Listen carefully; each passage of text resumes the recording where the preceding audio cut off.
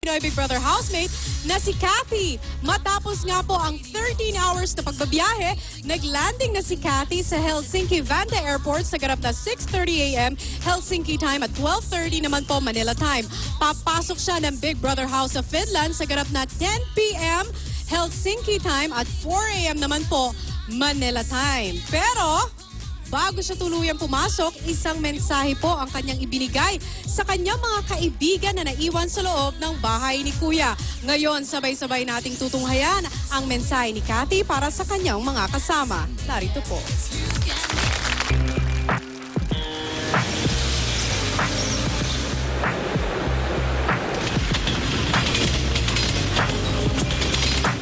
Moy, hi housemates! Andito na ako sa Helsinki, Finland. Ang saya-saya. Ito yung isa sa mga dream ko. To breathe a smoky breath. Yeah, so sobrang lamig dito. Sabi nila sa akin, it's not winter yet, pero sobrang lamig na autumn pa ngayon, okay? So walang snow. I'm sad. Walang snow. Pero sobrang lamig pa rin kasi it's 0 degrees Celsius and I'm chilling and I'm freezing. And naiwan yung bagahe ko sa Bangkok. So wala talaga akong damit.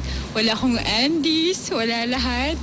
No makeups. So tapos ngayon Sunday pa dito sa Finland. So Sunday here is like a special holiday na walang tao, tahimik, at it's really silent. Walang palaboy-laboy. Ako lang ata yung palaboy dito and I'm invading their place. Hindi ko alam kung paano ako makakabili o makakuha ng outfit kasi wala akong pera. Maglilimas ako.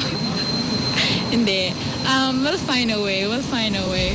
Ang saya-saya. Kahit wala akong damit. Ito na lang siguro nun. Huzka, Haivan, Jatkwa. It's have a nice day.